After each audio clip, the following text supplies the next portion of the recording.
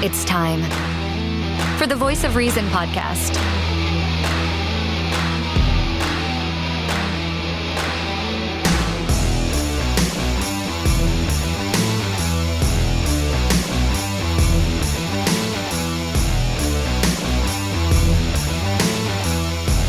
Here are your hosts, Sean Phillips, Andy Van Beber, and Travis Kirkendall.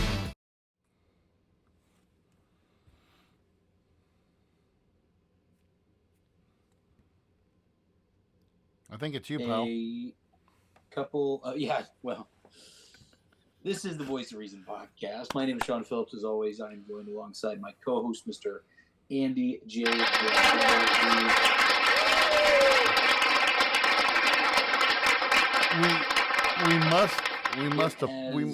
We must apologize. It's been a hot minute, hasn't it? Yes. No, it's been about 2 weeks, but I can say, thankfully, we have seen one another within that span of time. So we knew we were alive. That was good. Yeah.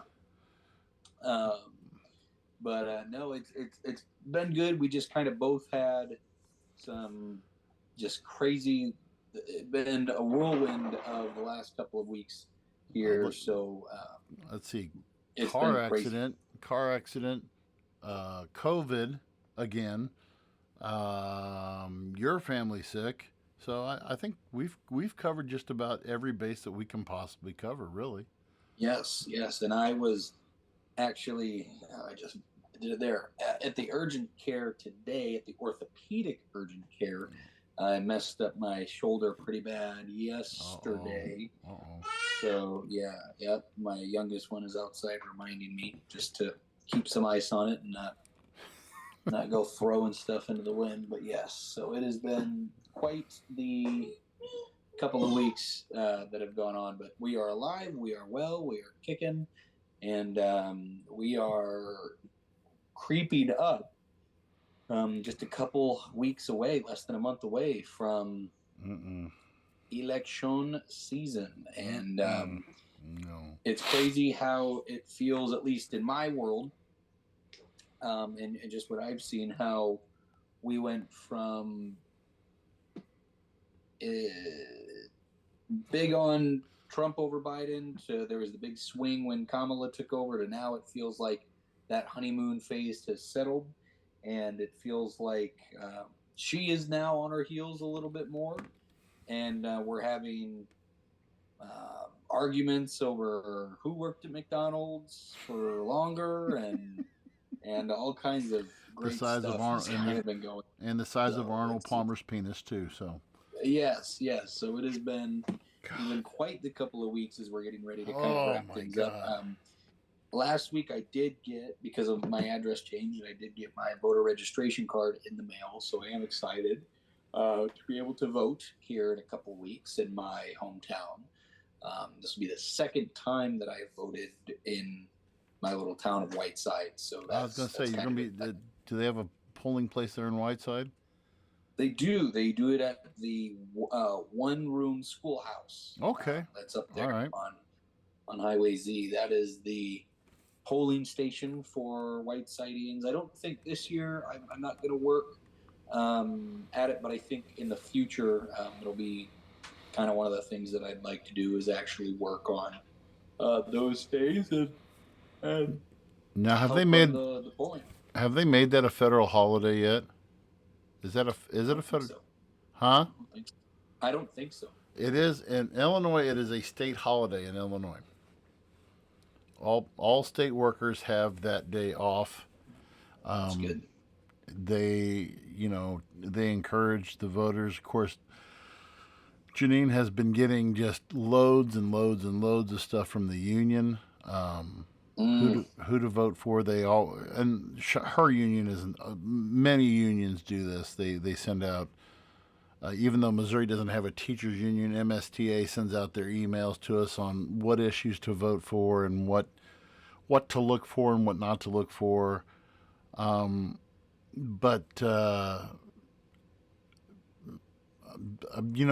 and I were talking before we went on, and really, I think one of the things that I wanted to share first off the bat tonight is just how just really unsure. Unsure I am of this election. I wasn't. I thought going into 2020 that we were going to see a Trump, an incumbent Donald Trump win re-election. I honestly thought that. I thought, the COVID thing would be bad for him, but I don't think it would have been that bad. And then, we saw what happened. We saw January the 6th. And then going into this cycle, I'm you asked me before the show who do I think is who's going to come out, who's standing on top, and quite honestly, it depends on what poll you look at, what day of the week you catch it on, and you see the last poll that I saw, I guess it was last week, 48-48, with that 2% or 4% or whatever, that 4% undecided, and I can honestly say I am in the undecided column,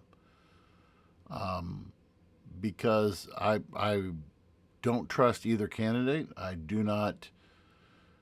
To me, and we've said this 1,000 times on this podcast. I mean, we have played snippets, and we have played just minutes and minutes of Donald Trump clips of stuff that he has said that's just been totally off the wall. We have played stuff from debates. We have played stuff from his speeches.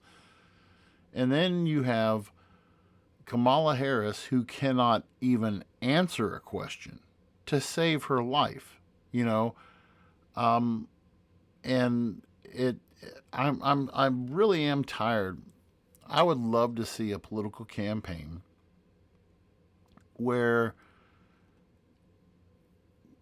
you don't tell me how bad the country's going to be if the other guy gets elected. Tell me Right. what you're going to do specifically to make things better. What are you going to do to make us a country that is respectable within the world community again, that makes us economically recover, that can make economic prosperity a thing again? Because I've in this discussion we've had before too. I mean, I've been a year now just living. I mean, usually I had enough money that could carry me over from paycheck to paycheck, and now just scraping by. This last year and a half, we've scraped by on every paycheck, and from time to time, living off credit cards. And I want somebody to tell me what are you going to do to make things. I mean, tell me that you're going to improve the tax code. Tell me that you're going to help the middle class. I don't care. At this point, I really don't care what you do for the wealthy. Okay. I'm wanting solid answers that I can move forward with, because I'm 5.5 years from retirement, and I want to know, am I going to work into my 70s in order to be able to afford to live, or what? That's kind of where I'm at with this whole thing. Yeah. Yeah. No, I feel you. And that's kind of like, we were again talking a little bit about the situation going into the episode, and like you had mentioned, talking about these tariffs and what it's going to do to, in theory, like when Trump is saying, "Oh, I'm going to have China pay for everything. I'm going to have these other countries pay for anything," and not really going into detail when he's talking about how he's gone into other countries, and yeah, Lillian is all about it too. She's also loud. I'm not sure if you can hear that, but how there are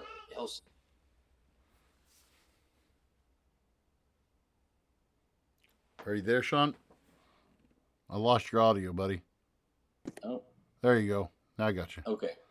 And how he changed the deal that we had with the Japanese and how it was so bad for America, but he didn't go into detail into why. Like believe it or not, the American people are not that stupid, and the why is pretty important. And so just saying that you're going to have other countries pay tariffs for goods that are being shipped and sold in the United States, it doesn't matter. Like they will take those goods elsewhere. Like it's just how the world works. Obviously, yes, they're still going to sell things here in America, but they're At a going to be high an price. exorbitant rate and we are already feeling the effects of what inflation is doing to our economy. So if you raise tariffs on these other nations and goods go up, we already have people that are struggling to afford daily necessities, and those daily necessities are going to get more expensive with these tariffs. Now, I can also say that Kamala Harris's plan doesn't resolve this issue either. This is a long-standing issue that we are seeing, and it's going to take time. And I'm with you. I think that we are one thing that we do need to take a look at, though, that I mean, this is just from the little bit of kind of looking around at things that I've been looking around at. We are not the only quote unquote Western civilization that is dealing with these economic factors that are really hurting. Like it's the same way in Canada. It's the same way in Europe. It's all up and down Europe and Great Britain and Italy and even countries like Ireland. The economy is down across the world in civilizations that typically have more of a free market like we do. I'm interested to see. I don't know. I'm not going to act like I do. I'm interested to see what the middle class, lower class life looks like in countries like China, and that those nations, that are producing these mass goods that we, are not able to afford. They're producing it. What is their middle class looking like? What is their life looking like? What's it? I know that Japan is going through an economic struggle right now as well. So it's not just us. It's not just one place.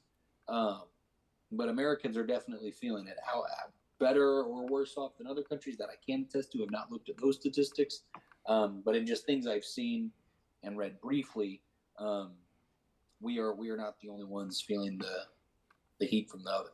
Just a little bit off from the Reuters poll this weekend. I just pulled it up. So this was concluded. So this was today is the yeah. So this was released today. Kamala Harris has a lead of 46-43 over Donald Trump. But you also had the electorate who said that we are on this poll. Reuters Ipsos poll said also that we're on the wrong track economically. Some 70% of the registered voters in the poll said their cost of living was on the wrong track, while 60% said the economy was heading in the wrong direction, and 65% said the same of immigration policy. Voters also said that the economy and immigration, together with threats to democracy, were the country's most important problems. Asked which candidate has the better approach to issues, Trump led on the economy 46-38 and on immigration 48-35. But Trump fared poorly on the question of which candidate was better to address political extremism and threats to democracy, with Harris leading 42-35. And that's another concern that I have. And I shared with you guys, or I've heard Travis shared. Travis shared with us. What day was that last week? I forgot. But Travis shared with us in our group chat this gentleman who spoke on what he called the Trump cult. And I think there's some people who are honest to goodness people who look at things with a critical eye and just honestly say, you know what, I think policy wise Trump is the guy who's got the better the better chops. But yet, some of these people who I know, who I've, who I'm friends with, who people who just the blind. If you were to hold them down and say, okay, tell me why you're voting for Trump, Mhm. and they can't. They just, well, he's better. He's better. Example, what? Mhm. You know, where you and I live at here in the midst of red country, I mean, and we have a lot of, and we have a lot of educated folks who watch this show. Yeah. I mean, when we have our buddy Colby, we have our buddy Martin, Jonathan, who watches a lot. Alex Ellison. These are the guys who look at the issues and say, okay. I mean, if we were to have Colby on here, we were to have Jonathan on here. Well, we need to have Martin back on again. But these are the guys who would tell you, okay, here's reason one, here's reason two, here's reason three, here's reason four, here's reason five, Mhm. and they could give us a laundry list. But what I'm afraid of is that large portion of the electorate who are very uneducated about, you just say these issues that I just read off here. I mean, everybody's going to say immigration because that is the thing that Trump touts on the most. Mhm. Everything is tied to immigration in some way, shape, or form. The drug issue, the crime issue, and I'm not denying that at all. I'm not Yeah. denying that at all. But when you go to the point to where a town in Ohio literally have to shut down the town because people are, they're eating the cats and they're eating the dogs. I mean, we played that sound bite and everything.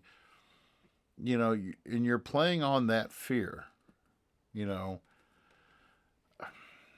and And the people same and thing people with people like buy it. in Aurora, where he nailed that statement down like 4 times in a podcast that I listened to him speak on, where how. But again, it's just in Aurora. In Aurora, the Venezuelan mafia is taking over the Oh, in crime there, Colorado, yeah, yeah. and it's just like, okay, but like, and now I will say, JD Vance did a phenomenal job in an interview that was being conducted. I think it was Fox, and where they were like, whoever, I don't remember the reporter's name, but she was like, well, you guys are making this sound like it's this reoccurring thing where we have one example of a incident where there might have been gang activity from this group of people, and he was just like, I'm gonna stop you right there. He's like, one is all that you need. Like, are you hearing yourself? Like, we'd rather have none. Like, what is worse? Like, other things that are being said or this thing that's true. And so, but I mean, it's a little bit of like, yes, these things are bad. They are not well, in most instances, they're not quite as bad as they're being chalked up to be. It is not like there is a armed cartel and military vehicles patrolling Aurora. That Right. No, in the same sense, it is crazy that the police are not doing more. So I get this. So fun fact for you. This is from the mouths of the WBRA news. Don't quote me on that. I'll get that. In Louisville, Kentucky, I was on the news last night in Louisville, Kentucky. Yeah, you 10 were. p.m. our time. I was, and so to make a very long story short, for Tony's and mine's wedding, we were gifted a gift card from Home Depot. Well, when we went to use the gift card at the Home Depot, it only had a couple pennies on it. Like, I opened it there. It was one of not a gift card that sits outside the packaging, but one that was like that hangs up on the ones. Yeah. Actually, I might, as crazy as it sounds, I might actually. Okay, so right here, it was this. It was literally this. It's a $200 gift card. The gift card sat inside here, as you can see, there's nothing for me to peel off. So in the store, I opened this. It had been purchased. I opened it. I pulled this off. I scratched the thing off. I go to put it in. It says it only has a couple pennies on it. So I'm like, well, this is crazy. The staff, they were very friendly, got me taken care of. I finally got that squared away today. They gave me store credit. Good for you. That's good. But they were like, oh, like this card's been used at several different like stores already, is what it said. So what happened was, so in Louisville, I found this out yesterday. They arrested like 4 individuals, and I don't know if I need to look more at the article, but I don't remember if they said they were getting some of these things from China or if these guys were Chinese. I do not remember. This is just me playing telephone, but they arrested 4 individuals who just had hundreds and thousands of these gift cards. That essentially how it was working was they were taking these gift cards, putting them on racks in stores, and they're advanced enough to where if a company scanned them, it would register like it was one of theirs. People would pay, the company would get their money, but instead of that money going to the gift card, it would take minutes, and whoever the hackers were that made those gift cards, they had the money. And so like crazy situation, but they busted a couple of individuals, and so they talked to me.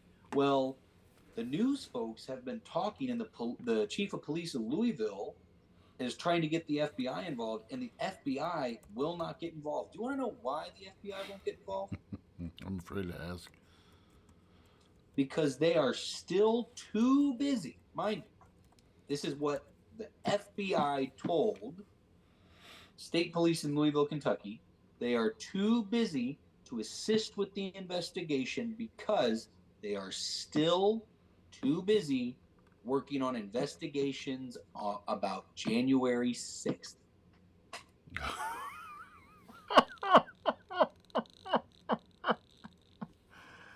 Oh my. Yep. So it's one of those, yeah. And and we have not gone. I think one of a good episode for us, maybe right before the election, or maybe right after, we'll be kind of deep diving in, kind of blurring, what is fact and fiction about January 6th, because I know me personally, I am starting to see a lot of things where people that have done time in prison for January 6th, and then the video footage of kind of what they did while they were there, and it's like, does this guy deserve to be in jail for 5 years based off this? Little things like that. Obviously, you go strolling in, you have the actions of your consequences, but it sounds like there were people that were just there that day. By the way, those 4 gentlemen were Chinese. I okay, that's what I thought. That's what I thought. It was 4 men, a Chinese name, a Chinese name, a Chinese name, a Chinese name. One of New York, or 2 of them from New York and 2 of them are from California. Yep. So and the way that apparently that they did this, like I said, is they would take the gift cards. They would go to so the person that bought me the gift card bought it from a Kroger. And they have the gift card sections there at Kroger. Is they would just literally go up, put them right there, and then people grab them, and they're advanced enough to, like I said, where they work. The store doesn't pick up that they're not their product, and by the time those people get home, that money's already gone. Yeah. That's amazing though that the FBI can't help out because it's they're too busy with with the insurrection investigation still. At this point, though, what? Now that we're 2 weeks away from the election, and 2 weeks, we're sorry, folks, we're not live tonight. We're recording this on Tuesday, but as of today, the 22nd, we're 2 weeks away from the election, and I've noticed within the last, and Sean, you can correct me if you think that I'm missing the boat on this, but within the last month, I've heard nothing of any of the Trump legal battles. I haven't heard a thing. I haven't either. And, I thought that this was I've said from the beginning, Has Trump broken the law? Yes, he's broken the law on some things. He was indicted. He's an indicted. He's felon. Okay, and he is any of it stuff that's going to land him in prison. I've said this before. Donald Trump's not going to see the inside of a jail cell ever in his life at all. Now, all of his flunkies are getting thrown under the bus. I saw today that Rudy Giuliani had to surrender. A judge in New York made him surrender his ownership of his Manhattan apartment to the two election workers in Georgia that he defamed. And he's also they're thinking that he's going to have to. He's got a place, I think, in Palm Beach that he's going to have to give up, and possibly they even said this, that 4 championship rings from the New York Yankees. He claims that his father has given to him, but they're because he owes these people $150 million, and this all comes back to me that this is why I'm on such the borderline of who to vote for. I'm not, I don't think that, I think in the end I'm more than likely going to do my libertarian thing and ways to my vote, because to me it is a matter of conscience. When somebody says, well, you need to vote for the lesser of two evils. Okay, listen to what you're saying right there. Why do we have to have evils? Why do we have to have evil? Why? And you mentioned J.D. Vance earlier. I want to tell you something. Tim Walz and J.D. Vance are a breath of fresh air to me, because when I watched the debate, I got a whole new level of respect for both of those guys. Number one, because they were civil. Number two, they knew how to answer questions. They didn't have to be political at all. Now there was some aspects of politics when they gave their answers, but to hear those guys actually be civil and be cordial to each other and be able to, I hadn't seen anything like that since John McCain ran against Barack Obama. I hadn't seen anything like that since then.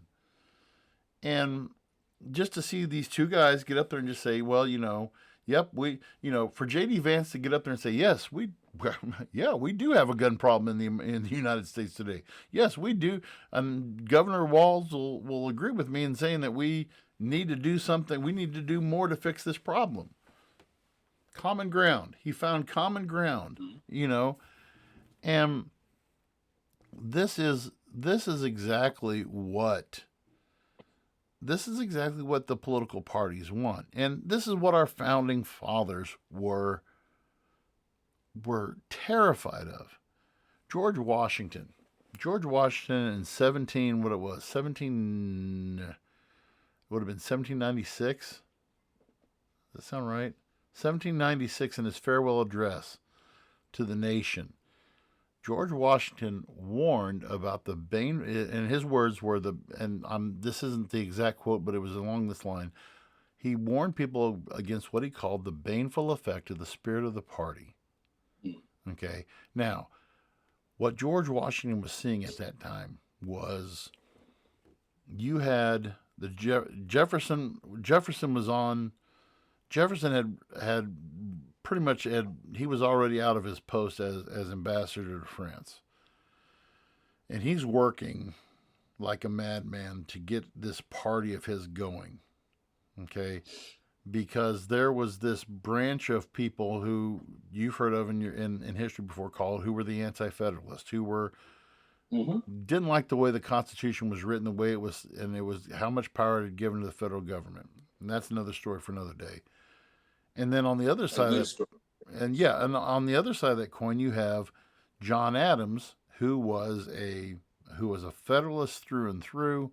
He was for he was the wise guy in the room at the time, because he was like, after what we've been through under the Articles of Confederation, and so back to what I was saying though, Washington saw this rising. Washington saw this problem from afar off, and even some of his compatriots, his what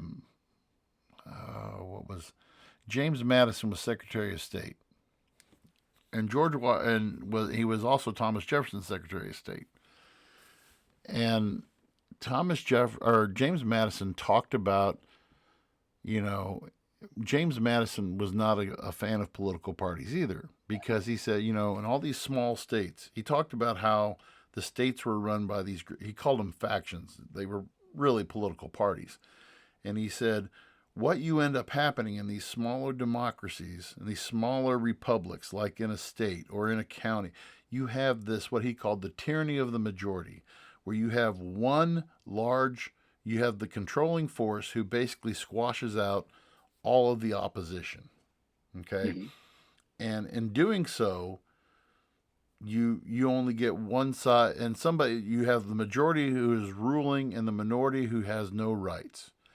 And so what James Madison wanted to do was, he said he wanted to, and what he called it was enlarging the sphere, making a larger republic. And in his mind, having a bigger government, having a federal system, a federal government. And he believed, and at the time, James Madison believed, that if we created this large system, it would be difficult for a tyranny of the majority in a large republic to exist. I don't think James Madison, in his wildest nightmares, could look forward and see what has happened to our current democratic system, because if you read any of the Federalist Papers, if you want to, I forgot the name of his other paper that he wrote during the Articles of Confederation. I can't think of it right now, but I've read excerpts. Heads up before you start your holiday shopping. Police saying the gift cards. That was actually your news story. But nice. He never imagined that. He thought, there's no way that one group can get a hold of the majority. Mm-hmm. But yet here we are, and we're at this point in our country, and you can go back through history, back to, I mean, it goes in ways. You could start back when Thomas Jefferson created the Democrats. Then it went into this whole Jackson, Andrew Jackson ran unopposed in politics in 2 elections. He ran unopposed. It was called the era of good feeling. And then along comes this little upstart party called the Republicans. And then the Republicans win. And then they win again. And then they win. You had one Democrat, Grover Cleveland, who ran during that spread. And then you had Woodrow Wilson later on in the 1920s who won. The only Democrat who ran. So that whole period from Lincoln all the way up to Hoover was dominated by the Republicans. Okay? Now, then you go from the Great Depression all the way forward to Kennedy, and it was Democrats, just Democrat, with the exception of Eisenhower in there. Now, here we are. Since Kennedy, we've been flip-flop, and we don't have any one. We have been so fickle, and we are on this razor-thin margin that we were on way back in the mid-1800s. That, you can't say anything, you can't do anything too extreme, or else you're going to piss a group of voters off and you lose your electorate. Mm-hmm. So, I'm sorry, I was ranting and raving there. So, no, you're good, because I think you really did hit a lot of kind of what we've been talking about on the head. Where I am hoping, and I will just be hopeful and hoping and not expect it to kind of come to fruition anytime soon. But I am hoping that come next election, we do see a little bit more of I just hope that we flush it out. I do have a feeling that God, in 4 years, if Kamala does not win, what's that do to the Democratic Party? I already think I know who their nominee is in 4 years if Kamala does not win. Michelle Obama? Michelle Obama. Yeah. Yep. I 100% think that Michelle Obama would be the Democratic nominee if Kamala doesn't win. Obviously, if Kamala wins, then in 4 years, again, this is how I think. If Kamala wins now and goes up for re-election in 4 years, she would lose. I don't necessarily think that what she has planned is going to be very much different from what is going on right now, regardless of what she would like to say, which is ironic because Kamala, is very good at letting us know that she was born in the middle class. She grew up in the middle class. And I know you laugh, and I say it as a joke, but that's her lead in with every. Yeah. You would not believe the questions she is asked, where she starts or ropes to, when I grew up in the middle class, and goes on. But seriously, I think that what I find funny right now is the amount of when she's asked, hey, you are acting vice president right now. Why have you, if you talk about these are the changes you're going to make, why have you not been vocal about it now? And then it's there was when she just did the Fox interview where they're talking to her about her administration's policies, like the policies that they have enacted that are not working. And you want to know what she... Oh, I lost your sound again, Sean.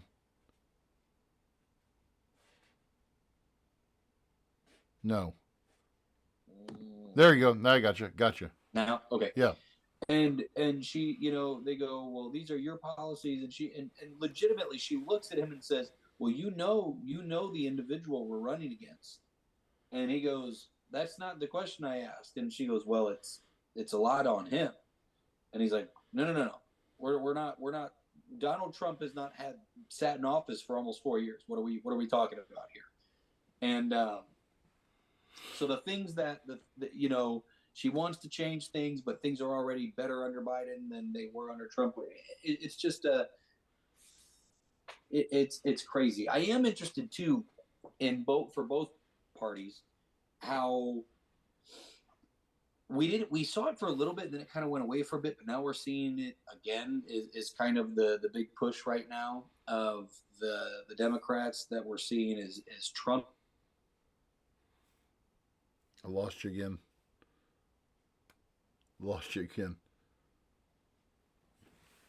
Something. There you go. I don't know what you did there. Okay. I don't know. Anyway, but there's a lot of talk of Trump's cognitive decline, and but one of the things that I'm starting to read, and this is through a couple of different reports that I've seen, is there's a lot of folks, like staffers, that are leaving Kamala Harris's campaign because of how she is acting to staffers behind the scenes, which I'm interested to see. Yeah, I'm not sure if that's something that you've seen as well, but I've seen a couple articles on. I wanted your opinion on, and I am not the subject matter expert. I know it happens every year, but is it the? Hold on, what is the event called? The Alfred Smith Memorial Dinner. What was up with her decision to miss what is seemingly a might not seem like it's too important of an event to many people, but apparently it is a pretty big the Alfred for folks in the Catholic denomination. The Alfred Smith, it's the Al Smith dinner. It's basically it's an event that is used to raise. It's an annual event that's used to the second or third Thursday of October. And they do this to raise money for Catholic charities, supporting, kids within the Archdiocese in New York. And Trump was at this. Trump was at the last one. She, however, she was At her absent. campaign rally elsewhere. Yeah, and Trump. I mean, and Trump. And you had, like I said, John McCain. I think John McCain and Barack Obama were the last two. No. Mitt Romney and Barack Obama were there together at that one too, and so it's a good. It's one of those. It seemed very much like the Correspondents' Dinner. Yeah, and it gives an opportunity for the two sides to appear together on a common front. You know, and this is, like I said, I think this is, if I remember, let me look here. I think this has gone on. Yeah, so this started back in 1960 with Kennedy. Mm-hmm. They just said some of the history here. 1976, Jimmy Carter and Gerald Ford both spoke. 80, Carter and Reagan. 88, Bush and Dukakis. 2000, Al Gore and George W. Bush. 2008, Barack Obama, John McCain. 2012, John McCain or Barack Obama, Mitt Romney. Okay, 2016, Hillary and Donald both were there. Mm-hmm. And 20. Okay, so 2020, Trump and Joe were both there. Mm-hmm. Okay, but you know, this is the first time that apparently that the two haven't been there. You know, mm-hmm. and you know, you're just kind of, you know, and it said Donald Trump, you know, has appeared at the last 2016, 2020, 2024. You know, mm-hmm. So, and you know what's crazy to me is again, this is all just from news reports that I have read, so I cannot say that these are accurate.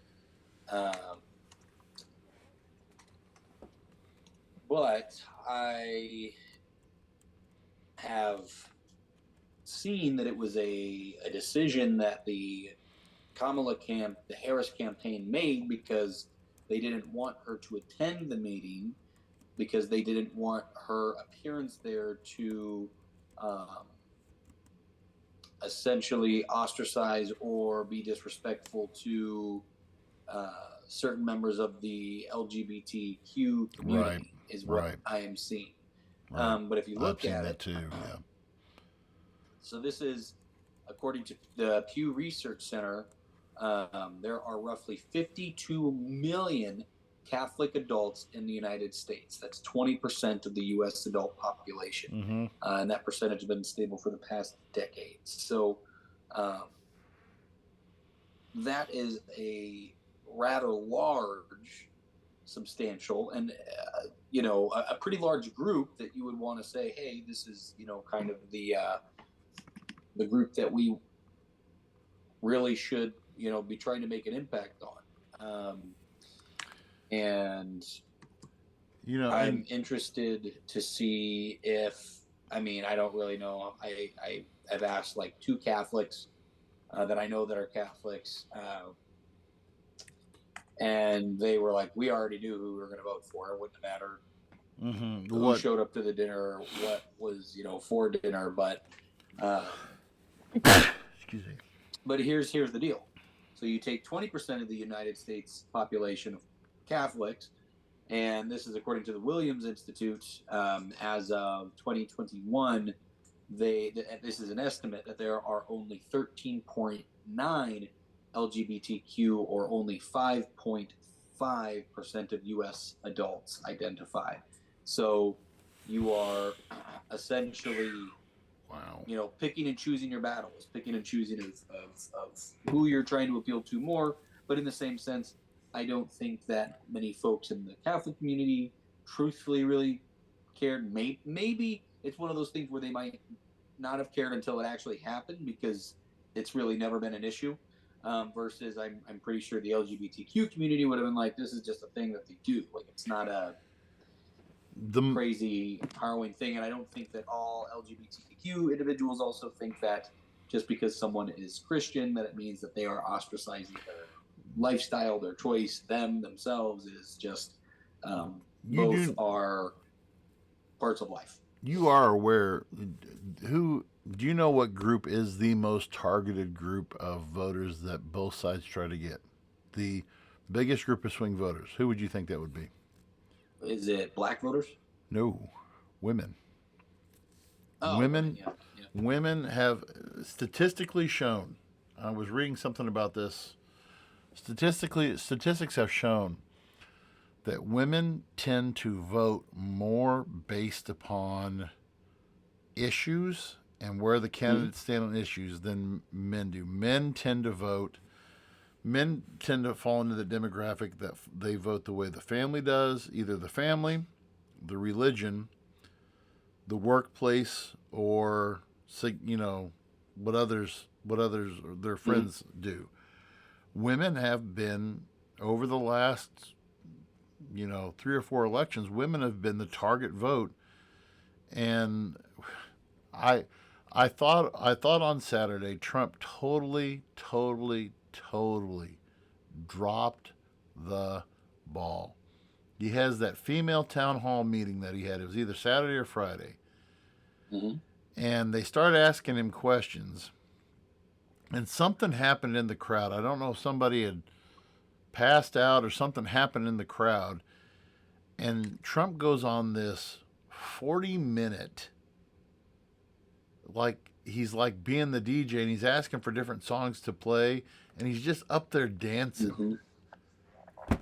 Yeah, and I am. Whenever I also saw that it was essentially, it boiled down to, it looked like there was an emergency in the crowd. So that was kind of why that had gone on, and I don't know if it meant to go on that long, but that was one of the things where, who God only knows what the actual situation was. And that's, between that with Trump, between that the women's town hall meeting, then you had the whole thing, him working at McDonald's and doing the fry thing yesterday, and and then you had the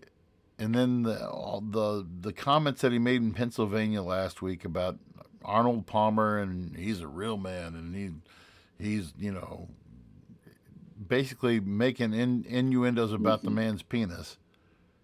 And I'm like, tell me what you want to do. That's the one thing, and I'm not saying I'm going to go out and vote for Kamala Harris. But I haven't heard a lot, like you said earlier, I haven't heard a lot of substantive stuff that she said. She's talked about, hey, I'm going to, I want to give what was it, $6,000 in tax credits during the first so many years of your children's life, and tax incentive and all this other stuff. Okay, that's something that I could look at and say, well, okay, that's something. But I have yet to hear, and again, this goes back to my comment that I made at the beginning of the show. I want to hear something. I want to hear something from both people. And the fact that we only had one debate, and I have brain rot from that debate because I learned absolutely nothing from that debate. So, that brings us full circle back to where we're at. I don't think that we're going to, have any. We're not. I will make this prediction right now. We will not know who the president is. I will give it at least a week before we know. I would say a week before. So the election's in 2 weeks. 2 weeks from today. I give it a week to 2 weeks before we get a final, because I think it's going to come down to the absentee ballots. You're going to have a lot of challenge ballots, regardless of which side wins. And I think this is going to go for both sides. I think if Trump wins, I can see the Democrats challenging the legitimacy of the vote. If the Democrats win, I definitely can see the Republicans challenging the legitimacy of the vote. Yeah. I'm already seeing footage Now, again, this is just what I am seeing when I am casually on the internet, so do not take it. But where there are already claims, where this was in Texas, there was a polling station where folks on their, were clicking Trump on their ballot box on their computers, and when, I guess the way that this one works is you put it in and then it would print out your receipt, your voter sheet. Yeah. And there were apparently like numerous cases. Again, this is all just from people talking, the news, the video that I saw. There were numerous individuals that were like, I put Trump and it's printed out Harris on my thing. So even if that's just a load of hogwash, it still just begs the question of why can't we just do paper pen, so we don't have to worry about glitches and all that jazz. It's quite something. But there's a whole I just Googled that, and there is, God, there's no proof of illegal, there's no proof of voter fraud that is occurring. The Texas, the Attorney General of the state of Texas is on this. Then the Heritage Foundation is doing their thing. What's Texas AFT? I don't know what Texas AFT is. There's not rampant voter fraud in Texas. This was published 2 weeks ago. It's starting. Yay! Yep. And then so it's funny because you say that's on Google, and then I'm here on DuckDuckGo, and the first thing is Dallas County election addresses poll book glitch on first day of in-person early voting. So and I guess like they were running into a lot of things where it was taking, looks like the glitch wasn't so much, hey, it's switching over who you're voting for, but it was causing voters to have a very long wait, which was causing people to get discouraged and potentially leave. Now I can say right here also says turnout was lower on Monday compared to the first day of in-person voting in the 2020 presidential election. Yep, I'm seeing that too. I am thankful though that we are not going to be seeing as many mail-in ballots this time around. That is something that I am actually very glad we are not going to be seeing. Let's see here, CBS 19. Yep. So no, votes for Donald Trump are not being marked as votes for Kamala Harris in North Texas. So, yeah. So, gotta love it. We're in the swing. It's the holiday season, my friend. Hey, and when I know we're still in the fourth season, but you know what, we need to, folks. I want your input, because come February we will be celebrating 5 years of the Voice of Reason podcast. 5 years in February of the Voice of Reason podcast. And we have talked about, hinted about, our folks at McDinger say that. I mean, let us know if you would be interested in coming out and seeing the show live and see how just terrible we are in person. Just it's the place to be.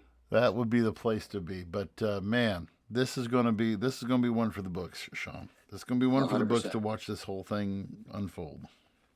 So it is, and to our listeners, just stick with us because we are on the ride with you. We might have a little bit more piss and shit in our lap than the rest of you, but we are still riding in that train. So, but again, be a friend, tell a friend, make sure that you find us wherever you guys get your podcast. And again, just right now, especially with it being an election season, I tell you what, next week our plan will be, if you are a Missouri voter, our plan will be to kind of go over some of little bit of what's fact, what's fiction about some of the propositions that are coming up, so that when you do go to the polls, you have a better idea and you're not just informed of what your neighbor's sign says. You kind of have a little bit more of a background. So, although I will end it with this. My favorite political sign that I have seen, and I know the last couple of weeks I've been hard on the Harris and Waltz campaign, but I would say they're both morons. I'd say on the other side of coin. They're also both pretty stupid. So, but my favorite sign that I've seen was in Hannibal, and it was like, this is what a parasite tick looks like, like a big old tick. And then it was like, this is. Oh, you went silent again. Sean, no, you went silent again. No. Oh, my. Tell me when it's back. There you go. Okay, now you're back. Well, this is what a parasite tick is, and it was a picture of a tick. And I was like, this is what a lunatic looks like. And it was a picture of Kamala Harris. It was actually rather amusing. Yes. Yes. But it was just funny because it was blasted right in front of the high school. So. Yeah. Yes. But again, be a friend, tell a friend. Yeah. And we will talk with you guys next week. We'll see you guys. Thanks for listening to the Voice of Reason podcast. Check out our previous shows and clips on Facebook, YouTube, and TikTok.